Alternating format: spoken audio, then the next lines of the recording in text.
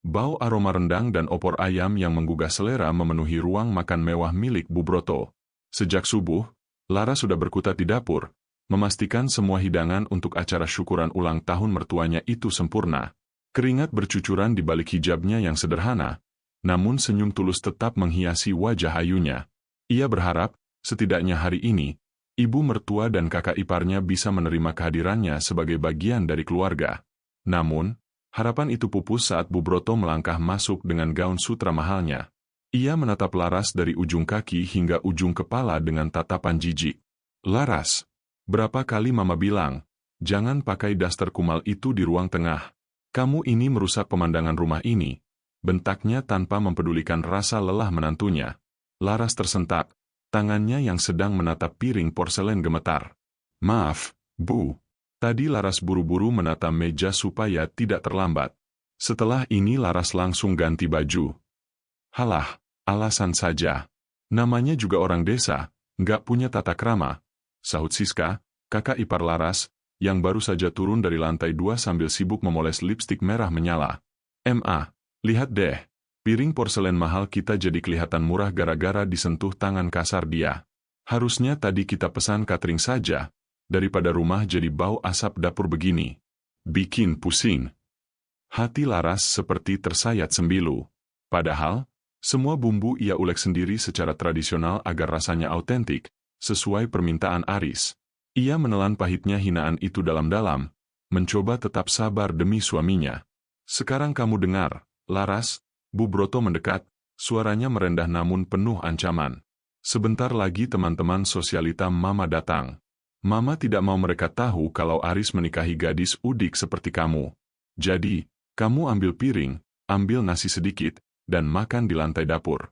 Jangan berani-berani menampakkan wajahmu di depan tamu sebelum acara selesai. Mengerti?" Laras terpaku. Air mata mulai menggenang di pelupuk matanya. "Tapi Bu, Mas Aris bilang kita akan makan bersama. Jangan bawa-bawa nama Aris untuk membantah Mama. Dia itu sedang kerja keras cari uang, bukan untuk memanjakan istri nggak tahu diri seperti kamu." Potong Bu Broto kasar sambil mendorong bahu Laras agar menjauh dari meja makan. Laras akhirnya mengangguk pelan dengan kepala tertunduk. Ia membawa langkah kakinya yang berat menuju dapur kotor di belakang. Di sana, ia duduk di sebuah kursi kayu tua, menatap piring berisi nasi yang terasa hambar karena air mata yang jatuh ke atasnya. Di ruang tengah, terdengar gelak tawa Bu Broto dan Siska yang menyambut tamu dengan sangat ramah, seolah-olah Laras hanyalah bayangan yang tidak pernah ada. Laras menyeka air matanya dengan ujung hijab. Ia mengambil ponsel dari saku dasternya yang lusuh. Sebuah pesan singkat masuk dari ayahnya di desa. "Enduk, bagaimana kabarmu di sana? Tanah perkebunan teh kita baru saja panen raya. Bapak mau kirim uang buat kamu jajan." Laras tersenyum getir. Mereka merendahkannya karena ia dianggap anak desa miskin, tanpa tahu siapa sebenarnya keluarga yang ia tinggalkan demi pengabdian pada Aris. Tepat saat itu, suara mobil Aris terdengar di depan rumah. Laras segera menyembunyikan kesedihannya, karena ia tahu, badai yang lebih besar akan datang saat rencana liburan keluarga dibahas malam ini. Langkah kaki Aris yang tegas terdengar mendekat ke arah dapur. Laras dengan cepat mengusap sisa air mata di pipinya menggunakan ujung hijab, mencoba memasang wajah sedatar mungkin. Saat Aris muncul di ambang pintu, ia tertegun melihat istrinya duduk sendirian di kursi kayu kusam, sementara di ruang tengah terdengar riuh gelak tawa tamu-tamu ibunya. "Laras, kenapa kamu makan di sini? Kenapa nggak di depan sama yang lain?" tanya Aris dengan dahi berkerut, tampak bingung sekaligus tidak enak hati. Laras memaksakan senyum kecil yang terlihat getir. "Nggak apa-apa, Mas. Di depan ramai sekali. Aku lebih tenang di sini sambil jagain masakan kalau ada yang kurang." Ia berbohong demi menjaga martabat suaminya, meski hatinya menjerit ingin mengadu. Aris menghela napas, ia hendak menarik tangan Laras untuk diajak ke depan, namun tiba-tiba ponselnya di saku celana bergetar hebat. "Sebentar, sayang. Ada telepon penting," ucap Aris sembari meletakkan ponselnya di atas meja dapur dan melangkah sedikit menjauh untuk menerima panggilan kerja. Saat itulah, layar ponsel Aris yang tidak terkunci menyala, menampilkan rentetan notifikasi dari sebuah grup WhatsApp bernama Keluarga Inti Broto. Jantung Laras berdegup kencang. Ia melihat foto profil grup itu, foto Bu Broto, Siska, dan Aris. Tanpa dirinya. Dengan tangan gemetar, Laras membaca sekilas pesan-pesan yang terus bermunculan. "Ma, baju buat Clarissa sudah Siska siapkan ya. Biar pas liburan ke Bali besok dia kelihatan cantik di samping Aris," tulis Siska di grup itu. Lalu balasan dari Bu Broto muncul tepat di bawahnya. "Bagus. Ingat, jangan ada yang kasih tahu si Laras soal rencana ini sampai hari H, Mama nggak mau dia merengek ikut. Biar dia jaga rumah saja. Lagian orang desa mana paham cara menikmati resort mewah. Malu-maluin kalau dia sampai salah pakai sendok garpu di sana." Dunia Laras seolah runtuh seketika. Rasa sesak yang tadi ia tahan kini meledak di dalam dada. Jadi, selama ini mereka tidak hanya mengucilkannya secara fisik, tapi juga secara sistematis berusaha memisahkan dirinya dari suaminya sendiri dengan melibatkan sang mantan kekasih. Aris kembali setelah menutup teleponnya, tidak menyadari bahwa istrinya baru saja melihat neraka di balik layar ponselnya. "Laras, maaf ya. Oh ya, minggu depan kita akan ada acara keluarga. Kamu ikut ya? Mas mau kita semua kumpul," ajak Aris tanpa tahu rencana busuk ibu dan kakaknya. Laras menatap suaminya dalam-dalam, mencari kejujuran di mata pria itu. Ia sadar, Aris tidak tahu apa-apa, atau mungkin Aris terlalu naif untuk melihat betapa beracunnya keluarganya sendiri. "Aku ikut, Mas. Apapun acaranya, aku pasti ikut," jawab Laras dengan suara yang tiba-tiba tenang namun dingin. Di dalam kepalanya, ia tidak lagi berniat untuk menjadi menantu yang tertindas. Jika mereka ingin bermain di belakang, maka Laras akan memastikan mereka menyesal telah meremehkan seorang gadis desa. Keputusan Laras untuk ikut dalam liburan keluarga itu bukan tanpa alasan. Ia ingin melihat sejauh mana drama yang dimainkan oleh ibu mertua dan kakak iparnya. Namun, ketenangan yang ia bangun runtuh ketika saat mereka tiba di terminal keberangkatan bandara. Di sana, berdiri seorang wanita cantik dengan pakaian branded dari ujung kepala hingga ujung kaki. "Clarissa." "Loh, Ma? Kok Clarissa ada di sini?" Aris tampak terkejut. Suaranya terdengar canggung sambil melirik Laras yang berdiri di sampingnya dengan gamis sederhana dan tas ransel yang biasa saja. Bu Broto langsung menghampiri Clarissa dan memeluknya hangat, pemandangan yang tak pernah didapatkan Laras. "Oh, Mama yang ajak, Riz. Clarissa kan baru pulang dari luar negeri, kasihan kalau dia sendirian di Jakarta. Lagian, dia sudah seperti anak sendiri buat Mama, nggak kayak seseorang yang cuma numpang hidup," sindir Bu Broto sambil melirik sinis ke arah Laras. Siska menyeringai puas melihat wajah Laras yang memucat. Ia dengan sengaja menyodorkan 3 koper besar ke hadapan Laras. "Laras, mumpung kamu masih kuat karena terbiasa kerja kasar di desa, tolong bawakan koper-koper ini ke konter check-in-nya. Clarissa tangannya lagi sakit, nggak boleh angkat berat. Kamu nggak keberatan kan? Hitung-hitung olahraga." Laras menatap suaminya, berharap Aris membela. Namun, Aris justru sibuk dengan telepon kantornya yang terus berdering, hanya memberi isyarat tangan seolah berkata, "Tolong dibantu saja dulu." Rasa sakit di hati Laras kian berdenyut. Ia diperlakukan seperti buruh angkut di depan wanita yang merupakan mantan kekasih suaminya. "Waduh, Tante," suara Clarissa terdengar lembut namun penuh nada merendahkan. "Apa nggak malu dilihat orang kalau istri Aris penampilannya begini? Nanti dikira asisten rumah tangga kita." "Maaf ya Laras, aku nggak bermaksud menghina, tapi tempat yang kita tuju itu resort bintang 5, banyak pejabat di sana." Bu Broto tertawa renyah. "Sudahlah Clarissa, mau dipakaikan emas berlian pun, aura, desonya tidak akan hilang. Sudah, Laras, cepat jalan, jangan bikin kita telat." Laras menarik nafas panjang, tangannya mencengkeram erat gagang koper. Di balik cadar kesabarannya, ia sedang menahan amarah yang hampir meluap. Ia melihat mereka berjalan melenggang dengan tawa ceria, meninggalkan dirinya yang bersusah payah dengan barang bawaan. Tanpa mereka sadari, Laras merogoh ponselnya.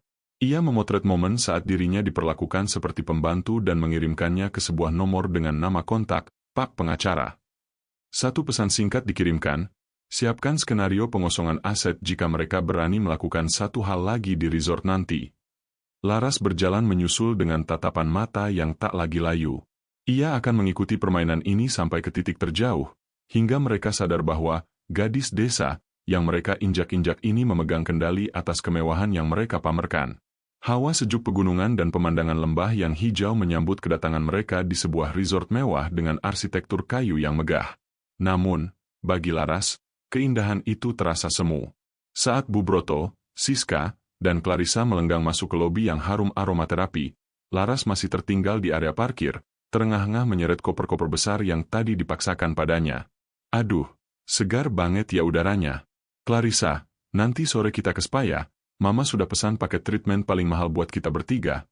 Seru Bu Broto dengan suara keras, sengaja agar didengar oleh staf resort dan tamu lainnya. Siska melirik Laras yang baru saja sampai di lobi dengan wajah kemerahan karena kelelahan. Bukannya iba, Siska justru menarik dua anaknya yang masih kecil dan mendorong mereka ke arah Laras.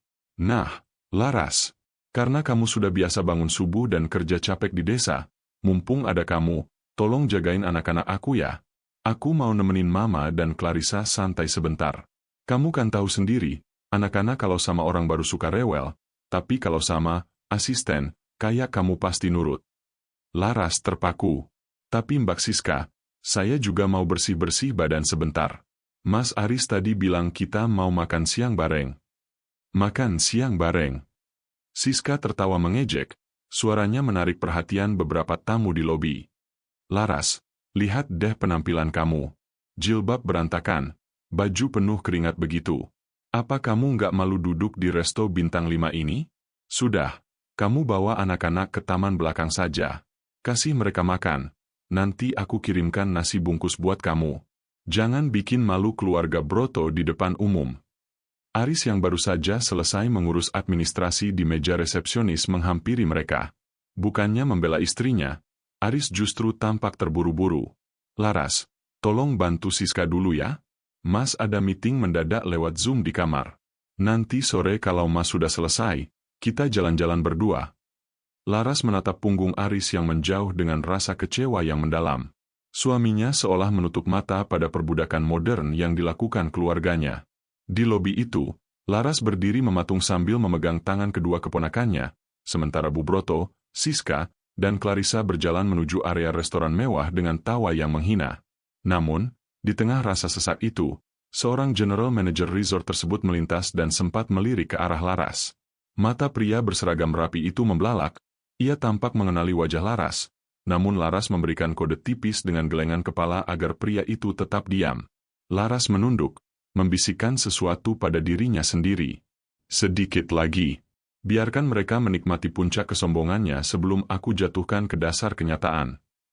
Laras menghela napas panjang sembari menyuapi anak-anak Siska di pinggir kolam renang, sementara pandangannya sesekali tertuju pada general manager resort yang tadi memperhatikannya. Ia tahu, waktunya hampir tiba, tapi ia harus tetap bersabar. Sore itu, Aris datang menghampiri dengan wajah segar setelah selesai dengan urusan pekerjaannya. Laras, malam ini ada makan malam resmi dengan kolega bisnis Mas di aula utama resort. Kamu pakai baju yang bagus ya? Mas mau kenalkan kamu secara resmi kepada mereka, ucap Aris sambil mengusap lembut kepala Laras. Hati Laras sedikit menghangat. Setidaknya Aris masih mengingat statusnya sebagai istri. Namun, saat ia masuk ke dalam kamar untuk bersiap, ia mendapati Siska dan Clarissa sudah berada di sana. Di atas tempat tidur, satu-satunya gamis sutra terbaik milik Laras, hadiah dari ayahnya saat ia berangkat ke kota, sudah tergeletak dalam kondisi mengenaskan. UPS. Maaf ya Laras, tadi aku nggak sengaja menumpahkan jus bit aku ke baju kamu. Duh, warnanya jadi merah pekat begitu, ya? Ucap Siska dengan nada bicara yang dibuat-buat. Padahal, noda merah itu terlihat jelas disengaja, disiramkan merata hingga ke bagian hijabnya. Clarissa menutup mulutnya dengan tangan, berpura-pura kaget namun matanya berkilat puas. Aduh, yes, kok bisa sih? Padahal itu kan satu-satunya baju, bagus, yang Laras punya. Kasihan kan, sekarang dia nggak punya baju layak untuk ikut gala dinner nanti malam. Masa mau pakai daster? Laras mendekat, menyentuh kain sutra yang kini basah dan meninggalkan noda permanen. Dadanya sesak. Itu bukan sekadar baju, itu adalah simbol harga diri yang ia bawa dari desa. Mbak Siska sengaja, kan? Mbak nggak mau aku ikut karena mau memamerkan Clarissa di depan kolega Mas Aris. Suara Laras bergetar, menahan amarah yang membuncah.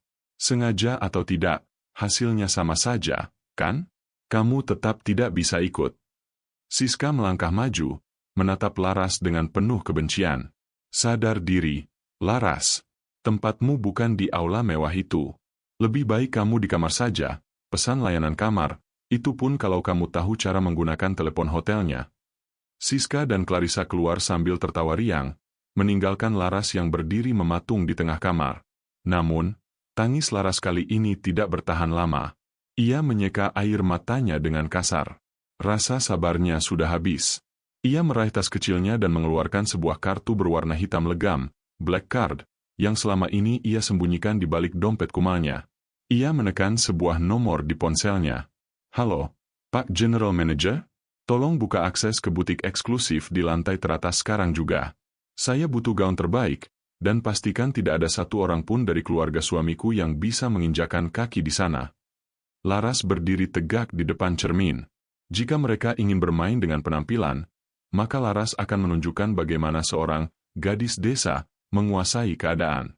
Aris melangkah masuk ke kamar dengan terburu-buru, membawa jas hitam yang baru saja disetrika. Namun, langkahnya terhenti seketika saat melihat gaun sutra Laras yang tergeletak di lantai dengan noda merah pekat yang mengerikan. Ia menatap Siska dan Clarissa yang masih berdiri di sana dengan wajah tanpa dosa. Apa-apaan ini? Isa, apa yang terjadi dengan baju Laras? Suara Aris meninggi. Ada nada kepanikan di sana karena acara gala dinner akan dimulai 30 menit lagi. Siska mencibir, melipat tangan di dada. Aduh Riz, jangan membentakku begitu. Istrimu itu saja yang teledor. Dia menumpahkan jusnya sendiri. Lagi pula, itu kan baju murah. Nggak pantas juga dipakai ke acara sepenting ini. Clarissa sudah bawa baju cadangan yang jauh lebih mewah buat kamu ajak ke depan. Aris menoleh ke arah Laras yang hanya dia mematung di sudut ruangan. Laras, kenapa kamu nggak hati-hati? Tanya Aris, suaranya kini terdengar seperti menyalahkan. Ia tidak tahu bahwa hatinya yang mulai ragu justru menjadi belati paling tajam bagi istrinya. Laras tidak menjawab. Ia hanya menatap Aris dengan tatapan kosong, seolah pria di depannya ini adalah orang asing. Tanpa sepatah kata pun, Laras meraih ponselnya dan berjalan keluar kamar, melewati Siska dan Clarissa yang tertawa mengejek. Laras berdiri di balkon ujung lorong yang sepi. Ia menekan nomor General Manager Resort tadi. Pak Surya, saya tidak ingin ada diskon atau fasilitas gratis apapun untuk tamu atas nama keluarga Broto. Batalkan semua reservasi kelas utama mereka untuk besok. Dan satu lagi, siapkan gaun Le Emerald di ruang VIP sekarang. Suara Laras terdengar dingin dan berwibawa, jauh dari kesan gadis desa yang selama ini ia tampilkan. Di saat yang sama, Aris yang sedang mencari Laras di lorong, samar-samar mendengar suara istrinya. Ia terpaku di balik pilar. Ia belum pernah mendengar nada bicara Laras yang seperti itu, begitu berkuasa dan mengintimidasi. Tiba-tiba, ponsel Aris berdering. Itu dari atasannya di kantor pusat. Aris, kamu sedang di resort milik keluarga Wijaya, kan? Saya baru saja dapat kabar kalau pemilik tanah resort itu sedang ada di sana. Kalau kamu bisa mendapatkan tanda tangannya untuk kontrak kita, posisi direktur utama jadi milikmu. Jantung Aris berdegup kencang. Siapa pemiliknya, Pak? Namanya Larasati Wijaya. Tapi tidak ada yang tahu wajahnya. Dia sangat tertutup. Cari dia, Aris. Jangan sampai kehilangan kesempatan ini. Aris menutup telepon dengan tangan gemetar. Ia menatap ke arah balkon, tempat Laras berdiri membelakanginya. Larasati? Tidak mungkin istrinya yang udik itu adalah pemilik aset bernilai triliunan ini. Namun, saat Laras berbalik, tatapan matanya begitu tajam hingga Aris merasa kakinya lemas. Rahasia besar itu mulai retak, dan malam ini, topeng kesombongan keluarganya akan segera hancur. Suasana aula gala dinner begitu megah dengan denting piano yang elegan. Bu Broto masuk dengan dagu terangkat, menggandeng Clarissa yang memakai gaun merah menyala, sementara Siska sibuk memamerkan perhiasannya kepada tamu-tamu lain. Aris mengikuti di belakang dengan wajah gelisah, matanya terus mencari sosok Laras yang menghilang sejak kejadian di balkon tadi. Sudahlah Riz, jangan cari si udik itu. Paling dia sedang menangis di pojokan dapur karena malu tidak punya baju, bisik Siska dengan nada meremehkan. Lihat Clarissa, dia jauh lebih pantas mendampingimu di depan kolega bisnismu daripada gadis desa itu. Tepat saat itu, Pak Surya, sang general manager, berjalan masuk ke tengah aula dengan wajah sangat serius, diikuti oleh barisan staf yang membungkuk hormat. Bu Broto segera merapikan tatanan rambutnya, mengira sambutan itu ditujukan untuk keluarganya yang memesan kamar suite. Selamat malam, para tamu undangan. Malam ini adalah kehormatan besar, karena pemilik sah dari tanah dan resort ini hadir di tengah-tengah kita. Suara Pak Surya menggema melalui pelantang suara, membuat suasana aula mendadak hening. Bu Broto berbisik pada Siska, "Lihat itu, pemiliknya datang. Pasti orang kaya dari Jakarta atau luar negeri. Kamu harus cari muka, siapa tahu dia bisa jadi relasi bisnis kita." Pintu besar aula terbuka perlahan. Sosok wanita melangkah masuk dengan anggun. Ia mengenakan gaun le emerald hijau tua yang berkilau mewah, hijabnya ditata sangat rapi dengan bros berlian yang memantulkan cahaya lampu kristal. Wajahnya yang selama ini tertunduk kini terangkat, memancarkan wibawa yang luar biasa. Aula itu seketika sunyi. Aris membeku, napasnya seolah terhenti. "Laras?" Desisnya nyaris tak terdengar. "Laras? Tidak mungkin. Itu pasti orang yang mirip saja," jerit Siska pelan dengan mata terbelalak. Bu Broto bahkan hampir menjatuhkan gelas sampahnya yang dipegangnya. Pak Surya melangkah maju dan membungkuk dalam tepat di hadapan Laras. "Selamat malam, Ibu Larasati Wijaya. Kami semua siap melayani Anda. Maaf atas ketidaknyamanan yang sempat terjadi sebelumnya." Laras melirik ke arah meja keluarga Broto yang kini tampak pucat pasi. Ia tidak lagi menatap mereka dengan rasa takut, melainkan dengan tatapan dingin seorang penguasa. "Terima kasih, Pak Surya. Mulai saat ini, saya ingin semua fasilitas istimewa di resort ini hanya digunakan oleh mereka yang tahu cara menghargai orang lain. Bagi yang tidak, silakan segera diproses tagihan penuhnya tanpa diskon speser pun." Clarissa gemetar. Wajahnya yang penuh riasan kini tampak kuyu. Di depan ratusan pasang mata kolega bisnis Aris, kebenaran itu terungkap seperti tamparan keras. Gadis desa yang mereka jadikan pesuruh dan pembantu itu, ternyata adalah sosok yang memegang nasib mereka di telapak tangannya. Hening yang mencekam menyelimuti aula. Ratusan pasang mata kini tertuju pada meja keluarga Broto yang tampak seperti pesakitan di bawah lampu sorot. Bu Broto mencoba mengatur napasnya yang menderu.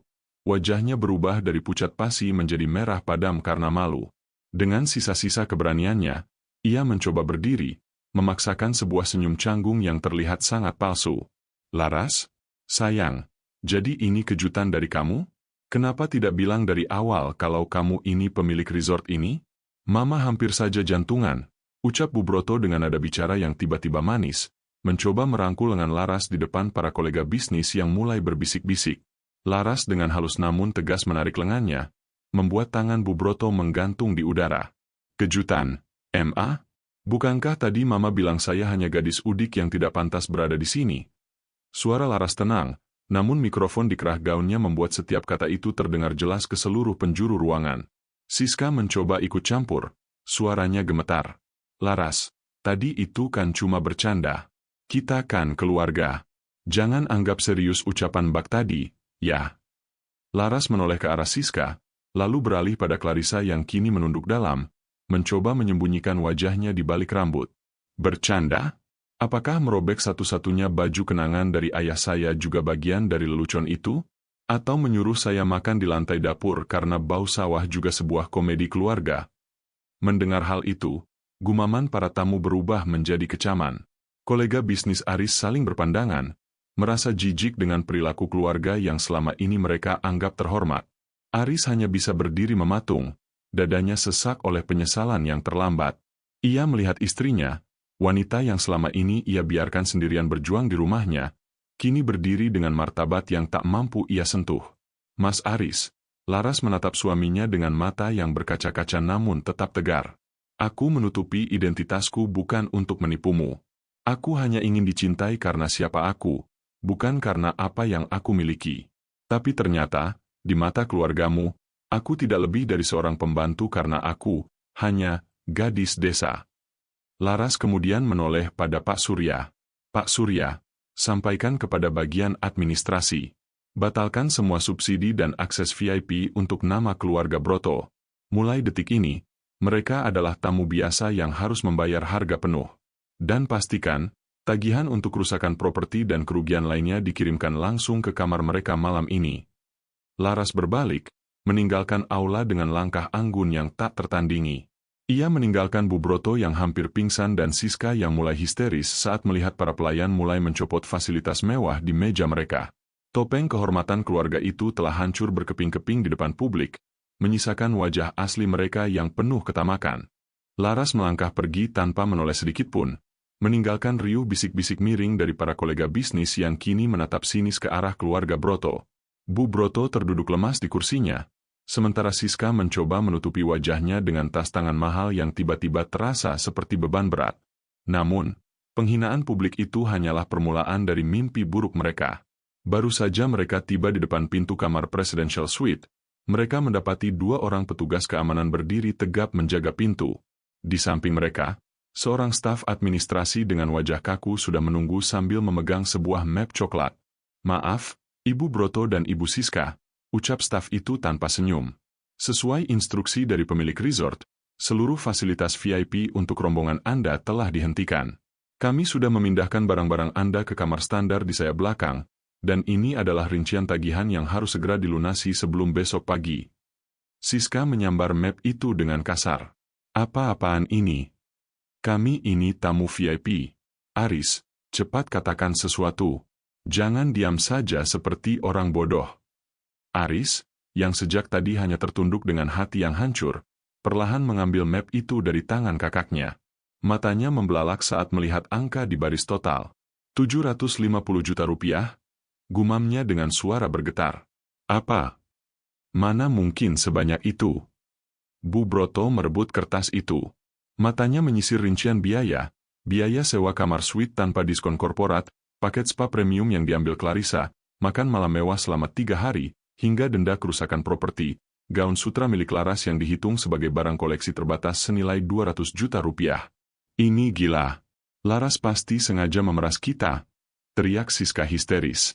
Ia segera mengeluarkan kartu kredit platinumnya. "Sudah, pakai ini saja. Aku tidak mau pindah ke kamar standar yang sempit itu."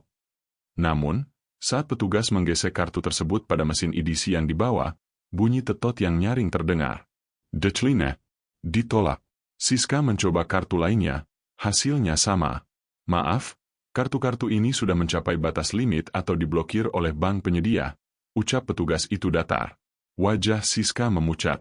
Ia baru ingat bahwa selama ini semua kartu kredit tambahannya dijamin oleh rekening perusahaan Aris, dan Aris baru saja menerima notifikasi bahwa seluruh akses keuangannya dibekukan sementara oleh pihak komisaris, yang ternyata adalah keluarga besar Laras. "Aris, Mama tidak punya uang tunai sebanyak ini," isak Bu Broto. Kesombongannya luruh seketika berganti menjadi ketakutan yang nyata. "Minta tolong pada Laras, Riz. Dia istrimu. Masa dia tega memenjarakan mertuanya sendiri?" Aris menatap ibunya dengan tatapan yang sangat kosong. "Istri? Setelah apa yang Mama lakukan padanya? Mama memperlakukannya lebih rendah dari pembantu, dan sekarang Mama memintanya menjadi istri." Aris tertawa getir, tawa yang terdengar seperti tangisan. Malam itu, kemewahan yang mereka agung-agungkan lenyap. Mereka dipaksa menyeret koper mereka sendiri, koper yang dulu mereka paksa Laras untuk membawanya, menuju kamar kecil di pojok resort yang pengap.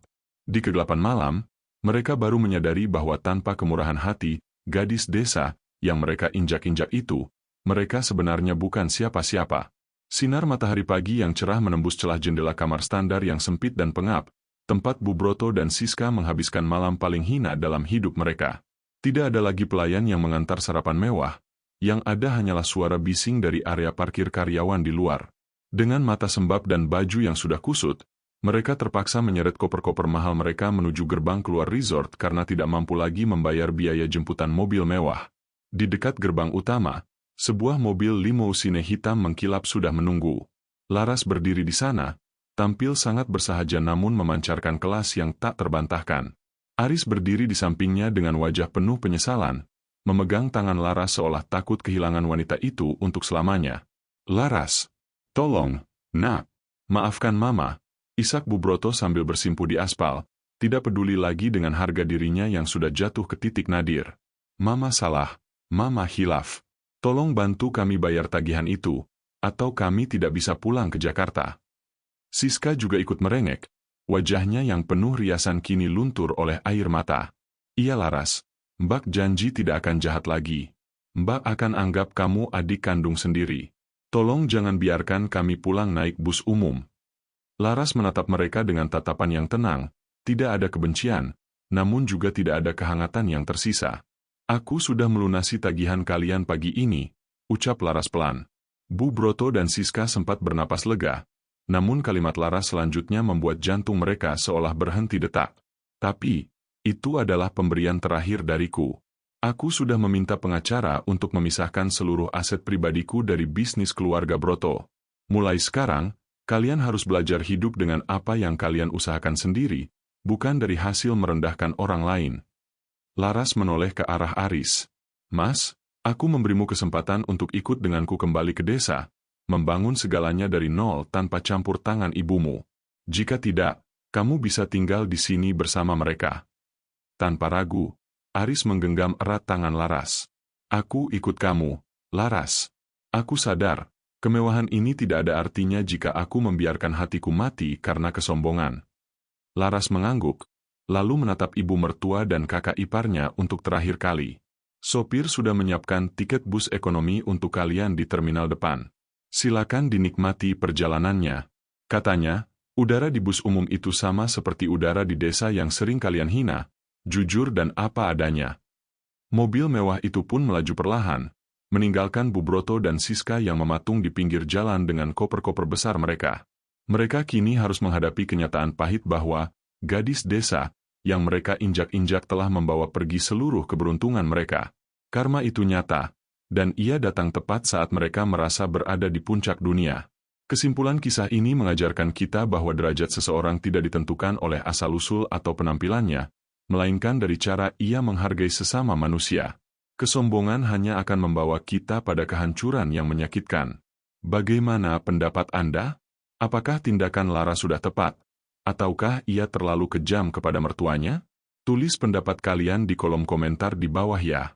Jangan lupa untuk like dan subscribe agar channel ini semakin berkembang dan bisa menghadirkan cerita menarik lainnya. Saya doakan semoga kalian sehat dan bahagia selalu. Sampai jumpa di video selanjutnya.